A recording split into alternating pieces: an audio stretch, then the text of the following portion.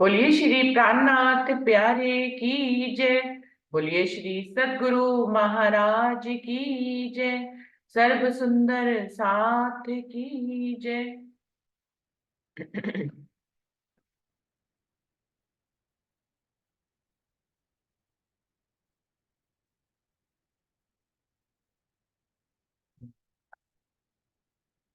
तो सुंदर साथ जी कह रहे हैं कि चेतन सामग्री है परम धाम की, जैसे कि हम पढ़ रहे हैं।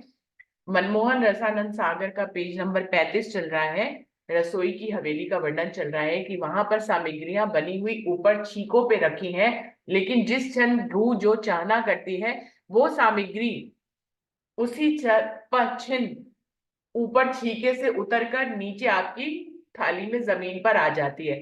तो क्योंकि वहां पे सामग्री भी चेतन है, आपकी चाहना के अनुसार वो स्वतः ही ऊपर से छीके से उतरकर आपकी थाली में आकर विराजमान हो जाती है और आप उसका ग्रहण कर सकते हैं। तो देखिए चितवनी को कैसे पंख दिए हैं युगल दास जी ने, कि आपने कभी ऐसी चितवनी नहीं की होगी कि जिस भोजन की आपने चाहना करी वो ऊपर छीके पे रखा है और वो नीचे उतरकर आपकी थाली में विराजमान हो जाता है, क्योंकि वो भोजन भी चेतन है। जाचिन जो सखी कुछ चाह करके चितही सो, तत्खिल पसर के ऊपर जमीन के आए बैठे हैं।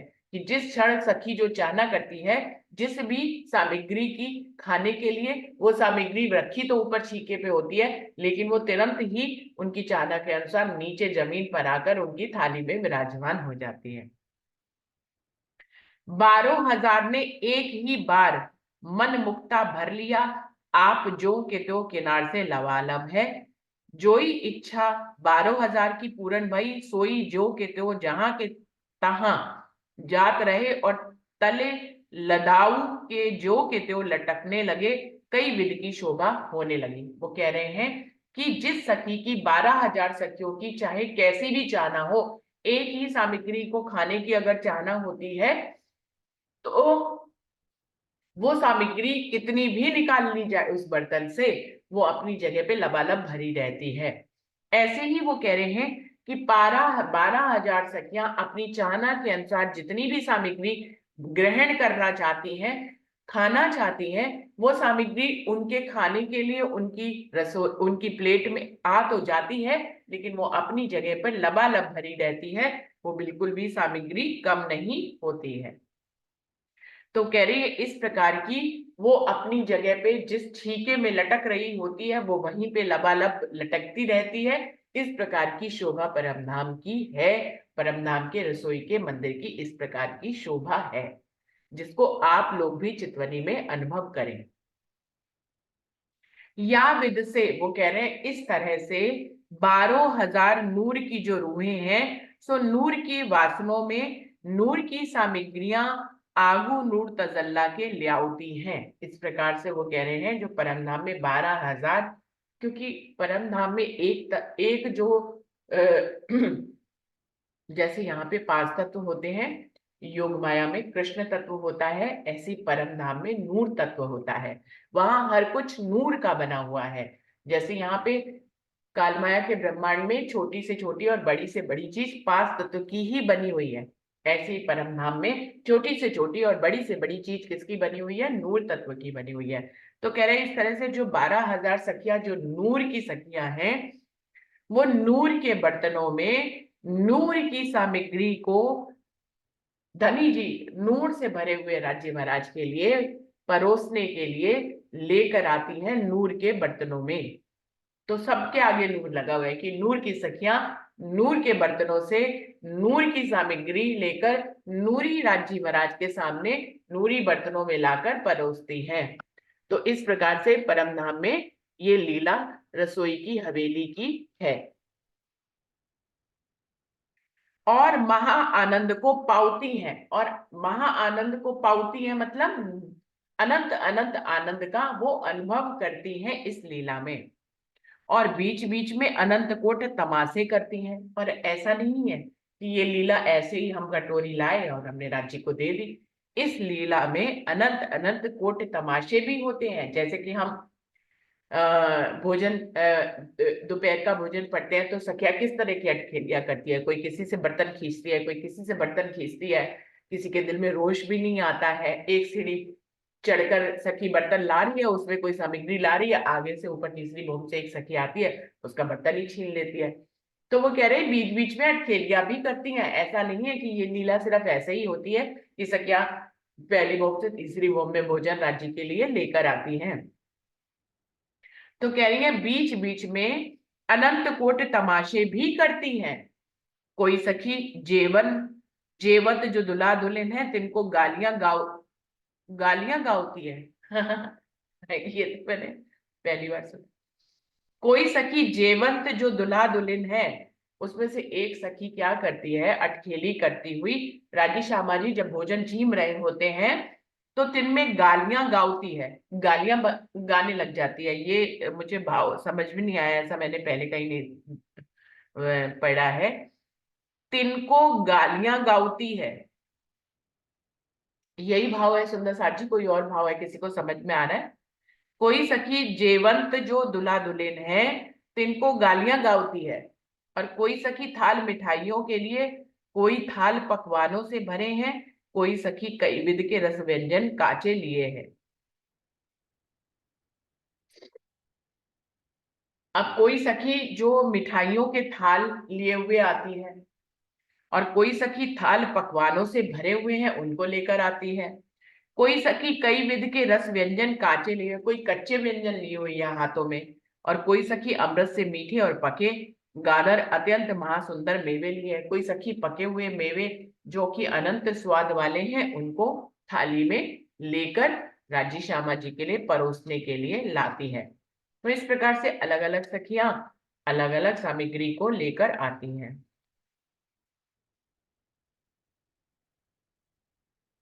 पेज नंबर 36 साथी।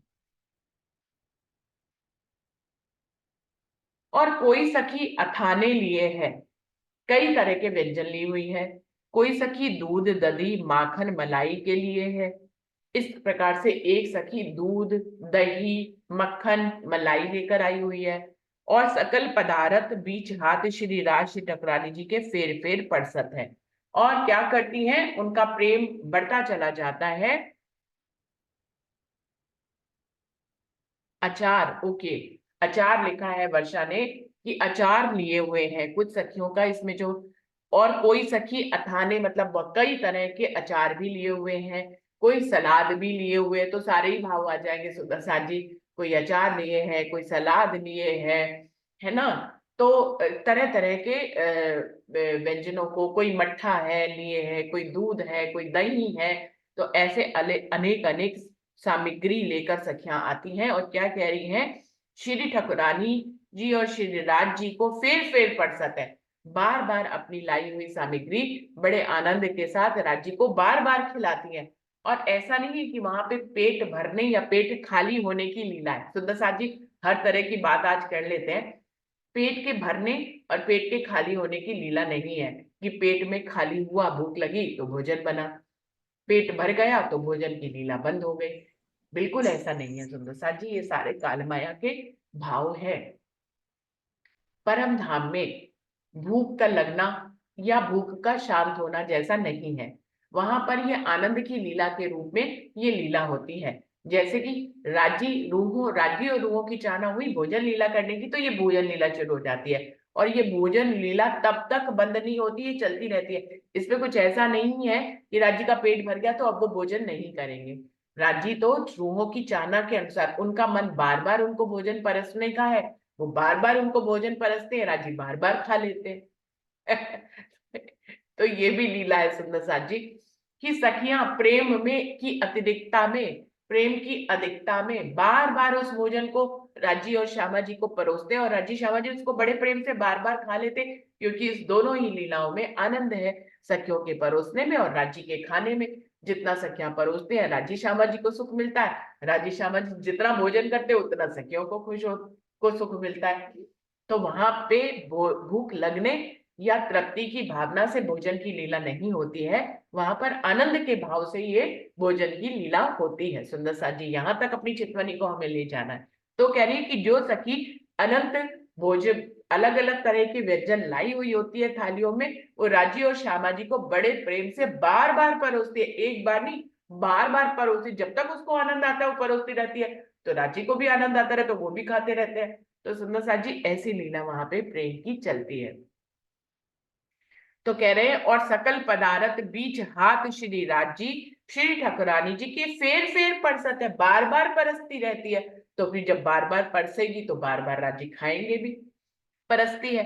और श्री राज श्री ठाकुरानी जी फेर फेर मने करत है, सखिया अनंत प्रेम मग्न होके मने करते करते फिर परसती हैं। ये प्रेम की लीला का आनंद है, नोक झोंक है। राजी को खाना भी होता है, फिर भी जो है सखी को कहते कि नहीं नहीं बहुत हो गया बहुत हो गया, अभी और मत डालो और मत डालो। तो उनके इस मना करने पे रूहों को और आनंद आता है, तो वो क्या करती है, उनके मना करने पे भी बार बार परसती है, बार बार परसती है। सुंदर साथी कालमाया के ब्रह्मांड में ये छोटी लीला होती है, लेकिन यहाँ पर भी होती है प्रेम की अतिरेकता में। जब हमारे घर में कोई गेस्ट आता है तो हम उसको कुछ ना कुछ खिलाने के लिए उनके आगे सर्व करते हैं, अब सर्व करते हैं तो वो मना करते हैं कि नहीं नहीं अब और नहीं खाएंगे, नहीं और नहीं खाएंगे। तो हम पता क्या करते हैं, हम कहते हैं कि नहीं नहीं आपको खाना पड़ेगा खाना पड़ेगा। तो हम उसको और बार बार उसके लिए सर्व करते हैं, फिर वो खा भी लेता है। तो उसका मना करने का भाव भी क्या होता है कि एक सभ्यता होती है कि भैया कितना ज्यादा नहीं खाना है, तो थोड़ा सा मना कर दिया।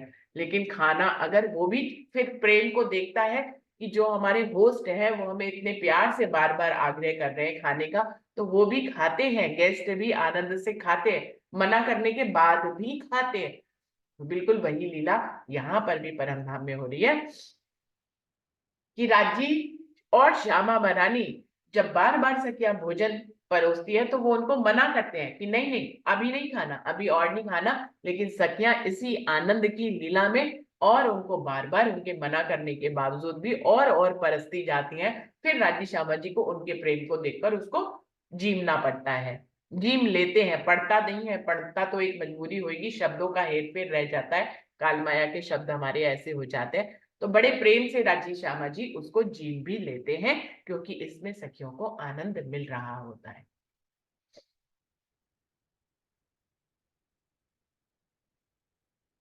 हजारन सखी हजारन विद की जिनसे लेके ऊपर श्री राज श्री ठकुरानी जी के लाड प्यार करती हैं, तब श्री राज श्री ठकुरानी जी सबको मन राखत है और सकल सामग्री पाउत है। अब देखिए क्या कह रहे हैं, वही बात जो पहले कह दी कि 1000 तरह की सखियां, 12,000 सखियां, 12,000 सामग्रियां लेकर राजी श्यामा जी के पास बार बार आकर उसको परसती हैं। राजी मना करते हैं, सखियां फिर भी परसती हैं। फिर राजी और श्यामा जी सखियों का मन रखते हैं, उनको आनंद उनको देना होता है। उनके मन में ये भाव होता है कि सखियों को लाड लडाएं और उनको आनंद दें। तो क्या करते हैं, मना करते हुए भी उनके उस भोजन को जीम लेते हैं और इस प्रकार से सखियों का मन रख लेते हैं। लिखा है सखियों का मन रखते हुए राजी श्यामा जी वो सारी सामग्री जीम भी लेते हैं, जबकि उन्होंने मना किया होता है। तो ये उनकी आनंद की लीला है। हजारन सखी बैठी बैठी श्री राज श्री ठकुरानी जी की भोजन छवि देखती हैं और बुखार बिंद को विलोकती हैं। वो कह रहे हैं जब राजी श्यामा जी भोजन कर रहे होते हैं तो 12,000 सखियां बैठकर राजी श्यामा जी की, दोनों की, दुल्हा दुल्हन की भोजन जीवने की छवि को ऐसे बैठकर निहारती रहती है। बस राजी श्यामा जी भोजन कर रहे हैं, सखियों को तो भोजन ऑटोमेटिक मिल जाता है, पर लीला के लिए वो नीचे भोजन करने जाती है दहलानों में। लेकिन भोजन की तृप्ति तो उनको राजी श्यामा जी की छवि को निहारते से ही हो जाता है। तो राजी श्यामा जी किस अदा से भोजन कर रहे हैं, ऐसे भोजन लाते हैं, कैसे खाते हैं, कैसे चबाते हैं, उन सारी लीलाओं को 12,000 सखियां अलग अलग ढंग से निहार रही हैं, देखती चली जाती हैं और उनको आनंद का अनुभव होता है। हजारन सखी मेवा मिठाइयों के थाल भरे हुए खड़ी हैं। बहुत सी सखियां, हजारों सखियां मेवा और मिठाई के थाल जिसमें वो मेवा और मिठाई परोस के लाई हैं। अभी उसका नंबर भी आना है ना खाने का, इसलिए वो अपनी इंतजार में खड़ी हुई है या विराट जी भोजन जीम ले तब हम मेवा और मिठाई उनको खिलाएंगे। तो वो मेवा और मिठाई लेकर खड़ी हुई हैं हजारों सखियां। हजारन सखी हजारन सामग्री परसत जाते हैं, और हजारन सखी परस परस के तले की भोम को चली जाती हैं।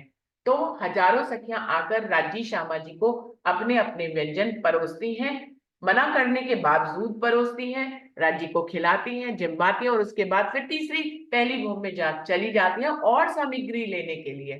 तो ये लीला चलती रहती है।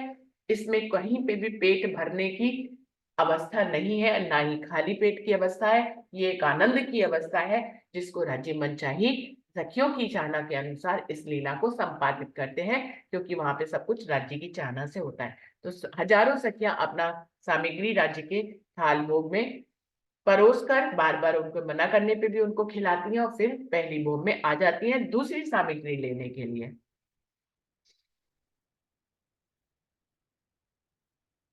हजारन सखी विध विधि की सामग्री भर भर के तले की भोम से बीच नीले पीले मंदिर के आती हैं। अब वो कहने हैं कि कई सखियां जो है, हजारों सखियां पहली भोम से रसोई की हवेली से कई तरह के व्यंजनों को अपनी थाली में या बर्तनों में भर भर के नीले पीले मंदिर में तीसरी भोम में आती हैं।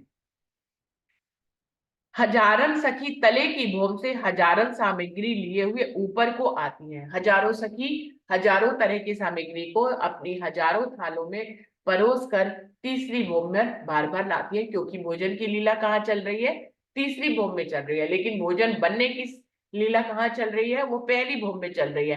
तो पहली भोम से जहां से भोजन बन रहा है, बनने की लीला से, परोसने की लीला से तक, तीसरी भोम तक ये इस तरह से सखियां आती जाती रहती हैं, और उनके पैर के आभूषणों की झनकृत से पूरा धाम झनकृत हो जाता है। उनकी जो अटखेलियां हैं एक दूसरे से कटोरियां छीनने की, राज्य के मना करने पे भी उनको भोजन परोसने की, इन सारी अटखेलियों से भी आनंद की अनुभूति होती है। तो इस प्रकार से भोजन की लीला वहां पर चलती है।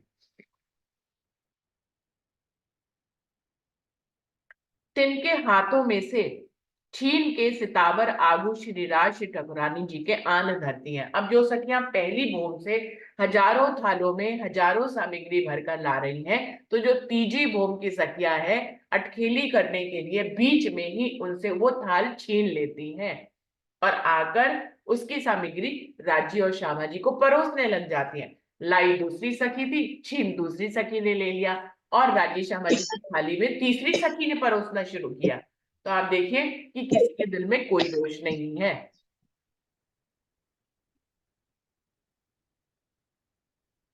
इस प्रकार से सखियों का झुंड जो है, वो इस लीला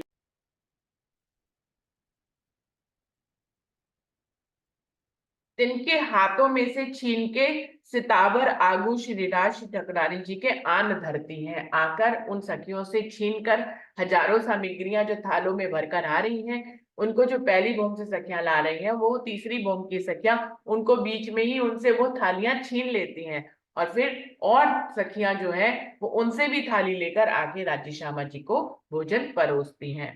या विद से अनंत विद की प्रेम लीला करती हैं। इस तरह से वो युगलदास जी कह रहे हैं कि सखियां परम धाम में अनेक विध की लीलाएं भोजन की लीला में करती रहती हैं। इस तरह से भोजन की लीला चलती रहती है वहां पर। तो यहाँ पर ये भोजन की लीला जो तीसरी भोम रसोई की हवेली, अब देखिए रसोई की हवेली का वर्णन करते समय युगलदास जी ने सिर्फ थोड़ा सा वर्णन किया कि चारों तरफ 20-20 मंदिर है, और रसोई की हवेली जो है ईशान कोने से तीसरे नंबर के मंदिर में रसोई की हवेली है। लेकिन इससे आगे उन्होंने सारी संपादित लीला का वर्णन किया है, कहीं पे भी नक्शे का कोई भी वर्णन नहीं किया है, क्योंकि नक्शे का वर्णन वो अपनी दूसरी बड़ी व्रत में कर चुके हैं गहराई से। अभी उन्होंने इस लीला को यहाँ पर इस मंदिर में, ये लीला कैसे संपादित होती है, कैसे ये तीसरी भूमि में भोजन जाता है, कैसे भोजन जो है स्वतः ही रूहों की थालियों में परस जाता है, इन सारी लीलाओं का यहाँ पर उन्होंने बड़ा ही सुंदर और चरित्रार्थ वर्णन किया है। जलंधर बाइके है ना स्टूडियो। शुरू करते हैं सुंदर साथ जी। अगला जो जो पेज नंबर चल रहा है वो है 36, और यहाँ पर अगला जो हेडिंग है वो है आचमन बीड़ा। तो इस प्रकार से राजी महाराज की भोजन की लीला हो जाती है। अब बीड़ी कैसे अर्गाती है, इसकी लीला का यहाँ पर युगलदास जी बड़ी वर्णन कर रहे हैं, चरित्रार्थ कर रहे हैं वर्णन। आचमन बीड़ा अब प्रीतम अरोगते कई कोट सुख देते हैं, और पीछे आचवन करत है। अब वो कह रहे हैं कि अरोगने की इस लीला में राजी अपनी सखियों को अनंत अनंत सुख देते हैं, क्योंकि कई तरह की अटखेलियां होती हैं, सखियां कई तरह की लीलाएं करती हैं, राजी भी बीच बीच में कई तरह की लीलाएं करते हैं। तो इस प्रकार से अचवन की लीला हो जाती, अरोगने की लीला हो जाती है, तो उसके बाद राजी आचवन की लीला करते हैं। क्या लीला करते हैं बता रहे हैं। कई हजार सखी दूध दधी से उज्जवल, मिश्री से मीठे जल की, हजार हजारन रंग की हजारन झारी लिए खड़ी हैं। राज्य एक है, श्यामा महारानी एक है, लेकिन सखियां तो 12,000 है। अब हर सखी के भाव को राजी महाराज ने पूरा करना है। तो कोई एक सखी आचमन करने के लिए मिश्री से मीठे जल को केतली में लेकर नहीं खड़ी है, वो कह रही है हजारों सखियां हजारों रंग की नगों से जड़े हुए बर्तनों की केतलियों में मिश्री से मीठे जल की झारी लेकर खड़ी हुई हैं। कई हजारन सखी दूध दधी से उज्जवल, मिश्री से मीठे जल की, हजारन रंग की हजारन झारी लिए खड़ी है। अब राजी श्यामा जी को तो हाथ धोने हैं, लेकिन हजारों सखी खड़ी है झारी लेकर। एक सखी आचमन करावत है। अब वर्णन कर रहे हैं कि इतनी सारी झारियां लेकर जो सखियां खड़ी हैं, तो वो क्या करा रही हैं। एक सखी आचमन करावती है, एक सखी राजी महाराज के हाथ धुलाती है। सोई जुगल किशोरी आचमन करके उठे, सोई हजारन सखी हजारन तरफ से रुमाल पान डब्बे बीड़ियां लेके दौड़ी। अब राजी महाराज ने, एक सखी ने आगे बढ़कर राजी महाराज के हाथ धुलवा दिए। राजी ने, श्यामा जी ने आचमन कर लिया।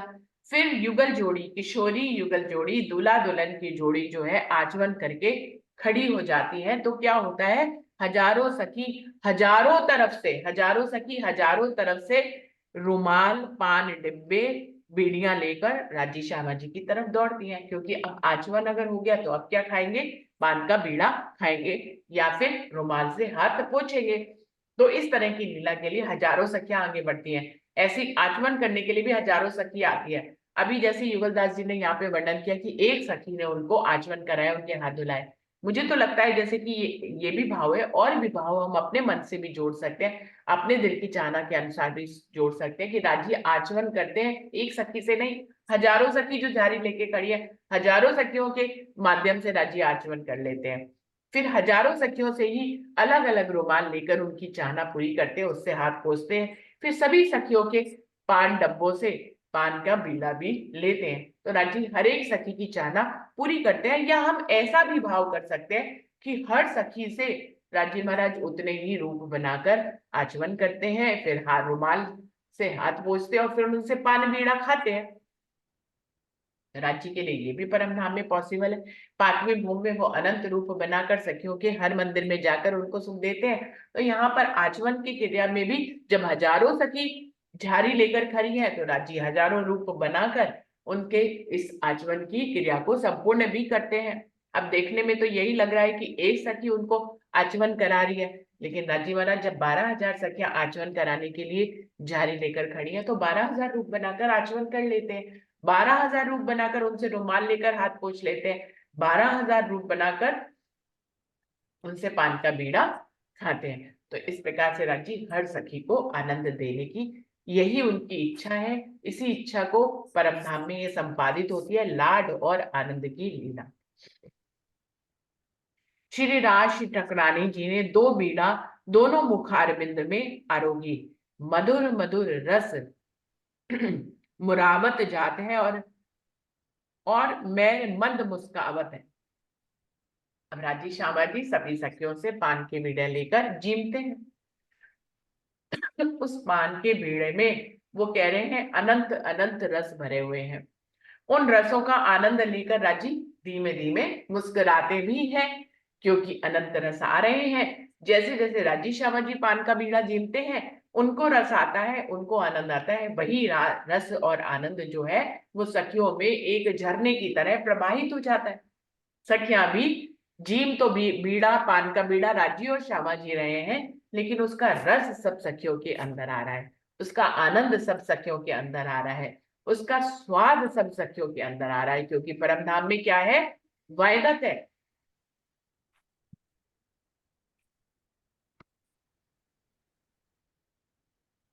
तो मंद मंद मुस्काते भी जाते हैं, राजी महाराज जो है पान का बीड़ा रोकते हुए मंद मंद मुस्काते भी हैं। जो जो बीड़ा मोरत है, तो त्यो लालक तंबोल की लालिमी फैलात है।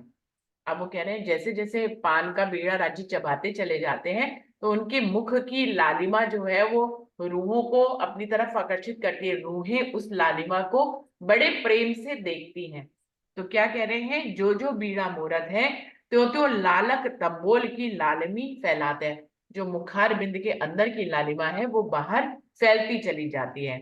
और प्रीतम प्यारे बीच बीच में रमूज इश्क की कही जात है। और बीच बीच में क्या करते हैं, पान का बीड़ा खाते हैं और साथ साथ में कोई ना कोई प्रेम भरी बात की अटखेली भी कर देते हैं। कोई ऐसी प्रेम की बात कह देते हैं कि सखिया जो है उससे निहाल हो जाती है। तो पान का बीड़ा खाते जाते हैं और राजी महाराज बीच में प्रेम भरी बातें भी करते जाते हैं, जिससे उनके मुख के अंदर की लालिमा बाहर छलकती है। ऊपर से उनके जो रस भरी बातें हैं उसकी भी उसकी भी रसना, उसकी भी का भी रस जो है वो बाहर प्रवाहित होता है। सखियां उससे भी आकर्षित हो जाती हैं। तो और प्रीतम प्यारे बीच बीच में रमूज इश्क की कही जात है। बीच बीच में इश्क की कोई गहरी बात भी राजी महाराज करते जाते हैं। तिस पीछे आज्ञा भई कि 12,000 प्रसाद पाए आओ, तब पूर्ण समस्त सुंदर साथ आज्ञा मासू की पाए के वास्ते अरोगन के इकट्ठी तले के भोग में जाय के बीच हवेली रसोई के आय के 12,000 की एक ही पंगत बैठी है। बहुत लंबी लाइन है। उसके बाद राजी महाराज सब सखियों को क्या आज्ञा करते हैं, उस सखियों को कहते हैं कि अब आप लोग भी भोजन करके आइए। तो भोजन की लीला वैसे तो हो गई होती है, राजी श्यामा जी ने भोजन किया, सखियों ने भी भोजन हो ही जाता है उनका, उनको वैसा ही स्वाद आ ही जाता है। लेकिन अभी राजी उनको आज्ञा देते हैं कि आप लोग भी जाकर भोजन करके आइए। तो सभी सखियां एक साथ 12,000 सखियां पहली भोग में आ जाती हैं और पंगत में बैठकर, वो जो चारों तरफ दहलाने बनी है तीन तरफ, उनमें बैठकर भोजन जीवने की लीला सखियां एक साथ ही करती हैं। एक ही पंगत बैठी है, वहां पे ऐसा नहीं है कि जगह की कमी है तो एक पंगत ने खा लिया अब दूसरी पंगत बैठेगी, इस तरह का नहीं। एक ही पंगत में सब सखियां बैठकर भोजन, कुछ सखियां तीन दहलानों में बैठ जाती हैं, कुछ कमर भर ऊंचे चबूतरे पे बैठ जाती हैं, कोई रसोई की हवेली में ही बैठ जाती है, कोई दहलानों में बैठ जाती है, कोई कहीं पे भी बैठ के जो है भोजन की लीला संपन्न हो जाती है। जो सुख के अगम अखर अकह है, सो सबों ने बीच भोग एकांत के लिया। वो कह रहे हैं ऐसा सुख सखियां उस भोजन को जीवने में लेती हैं जिस सुख को कहना संभव नहीं है। इस सुख को कहा नहीं जा सकता, ना इस सुख को कहा जा सकता है, ना ही किसी को बताया जा सकता है। इस ब्रह्मांड में किसी के अंदर इतनी ताकत नहीं है कि सखियां भोजन जीव कर उस समय कैसा सुख और आनंद ले रही हैं कि वो उसका बयान कर सके। तो युगल जाट जी कह रहे हैं मैं भी असमर्थ हूँ, सखियां उस समय भोजन की लीला में कौन सा सुख ले रही हैं, इसको हम खाली ऐसे ही कह सकते हैं कि वो आनंदित हो रही है। इससे बड़ा शब्द हमारे पास है नहीं, तो इस लीला के सुख को हम कह नहीं सकते हैं। और चित्त का चाहा विनोद हास किया। सखियों ने एकांत में सुख भी लिया और चित्त की चाहना के अनुसार एक दूसरे से अटखेलियां भी की। पीछे आचमन करके तीसरी बोम आय के सबों ने चरण कमल माशूक के चूमे। अब यहाँ पर इनके भोजन की लीला भी समाप्त हो गई। फिर सब सखियों ने हाथ अपने धोए, आचमन किया, रुमाल से पोछे और फिर जो है तीसरी भोम में फिर से आ जाती हैं सखियां, क्योंकि अब क्या लीला होगी, अब राजी उनको पान का बीड़ा खिलाएंगे। तो इस प्रकार से सब सखियां भोजन की लीला संपन्न करके तीसरी भोम में फिर से आ जाती हैं। तिस पीछे हक हादी माशूक ने 12,000 रूहों को 12,000 बीड़ा बक्सी और मुख कमल चूम चूम के खेलने की आज्ञा दी। अब सखियां भोजन करने के बाद तीसरी भोग में आ जाती हैं और हर सखी राज्य के चरण कमलों को अपने होठों से चूमती है। हर सखी जो है अपने आनंद का अनुभव, अपने आनंद को राज्य के सामने प्रगटीकरण करती है। तो अपने अपने होठों से हर सखी राज्य के चरण कमल चूमती है। और राजी क्या करते हैं, हर सखी को पान का बीड़ा बख्शते हैं और उसका मुख कमल अपने होठों से चूमते हैं। तो इस प्रकार से अरस परस आनंद की लीला चलती है। राजी सारी रूहें अपने आनंद का प्रगटीकरण उनके चरण कमल चूम के करती है, और राजी अपने आनंद का प्रगटीकरण उनको अपने हाथ से पान बीड़ा खिलाकर फिर उनके होठ को, मुखारबिंद को खुद अपने होठों से चूमकर जो है उस आनंद की लीला को संपन्न करते हैं। और फिर उसके बाद मुख कमल चूम चूम के खेलने की आज्ञा दी। अब क्योंकि समय हो गया है, राजी श्यामा जी विश्राम करेंगे। बाकी सखियों को उन्होंने उनकी लीला के लिए आज्ञा दे दी, आप चाहे खेलें, चाहे विश्राम करें, चाहे जो मर्जी लीला करें। तो 12 से 3 के बीच में राजी श्यामा जी नीलो पीलो मंदिर में विश्राम करेंगे, लेकिन बाकी सखियां झुंड झुंड में अपनी नई नई खेलने की लीलाएं करेंगी। और आप चंद्रवंदनी को लेके बीच नीले पीले मंदिर के ऊपर रंग सेज के 2 रंग रंगीले पौड़े। राजी महाराज ने सब सखियों को आज्ञा दे दी, आप लोग विभिन्न प्रकार के खेल करें। और स्वयं कह रहे हैं चंद्रवंदनी, श्यामा महारानी को क्या लिखा है युगलदास जी ने? चंद्रवंदनी, मतलब चंदन जैसे, चांद के जैसे बदन वाली चंद्रवंदनी। चांदनी जैसे, जैसे चांद की चांदनी होती है, चांदनी को बड़ा सुंदर, चांद को ही सुंदर कहते हैं तो उसकी चांदनी को और सुंदर कहते हैं। तो चंद्रवदनी, चांद की चांदनी जैसे बदन वाली श्यामा महारानी को राजी महाराज अपने साथ लेकर नीले पीले मंदिर में सुंदर रंग भरी सेज पर पौड़ जाते हैं विश्राम करने के लिए। और वास्ते खेलने के समस्त सुंदर साथ बीच बगीचा मोल मंदिरों के पधारे। और बाकी के सुंदर साथ 12,000 सखियां, कोई सखियां वनों में खेलने चली जाती हैं, कोई मंदिरों में खेलने चली जाती हैं। तो सबकी अपनी अपनी मौज है, जिसको जहां खेलना है, कोई छज्जों में, कोई झरोखों में, कोई बाग बगीचों में, कोई महल मंदिरों में, कोई चांदनी में, सब सखियां अपनी अलग अलग लीला करने के लिए चली जाती हैं। एक मिनट, किसी का माइक खुला हुआ है।